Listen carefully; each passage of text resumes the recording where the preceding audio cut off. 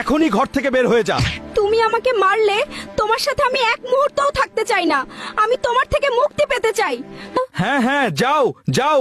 আমিও তোমার সাথে থাকতে চাই না, আমিও তোমার থেকে মুক্তি পেতে চাই। দাঁড়াও, আমি এক্ষুনি আমার মাকে ফোন করছি। আমি তোমার থেকে ডিভোর্স নেব, তোমার সাথে সংসার করব না। হ্যালো মা। হ্যাঁ মা, বল। তুমি এক্ষুনি এই বাড়িতে এসো, আমি ডিভোর্স নিব। তুমি এ ব্যাপারে কথা বলে যাও। কেন, তোদের আবার কি হলো? আমি আর ওর সাথে পেরে উঠছি না, আমি ওর থেকে মুক্তি পেতে চাই।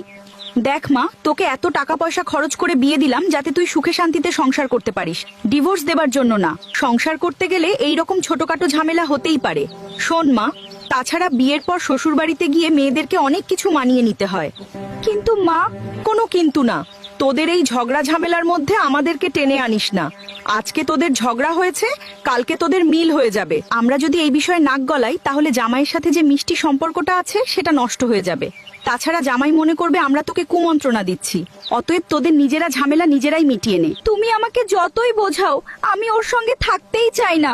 আমি ওর সঙ্গে থেকে অতিষ্ঠ হয়ে গেছি। শোন মা, একটা কথা বলি।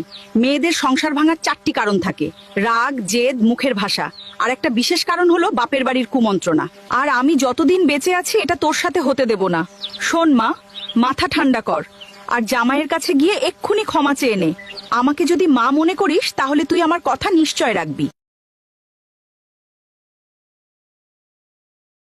আমার ভুল হয়ে গেছে, তুমি আমাকে ক্ষমা করে দাও। না আখি, তোমাকে আর ক্ষমা চাইতে হবে না। ভুল তো আমারও ছিল। না গো, আমারই বেশি ভুল ছিল। আরে ছাড় তো ওসব কথা। আমি বাজারে যাচ্ছি, বড় একটা রুই মাছ আনবো। তুমি সেটা ভালো করে রান্না করবে। আচ্ছা ঠিক আছে। বন্ধুরা, বাবা মার সঠিক শিক্ষায় ছেলে মেয়ের সংসার সুন্দর হয়। ভিডিওটি কেমন লাগলো অবশ্যই কমেন্ট করে জানাবেন।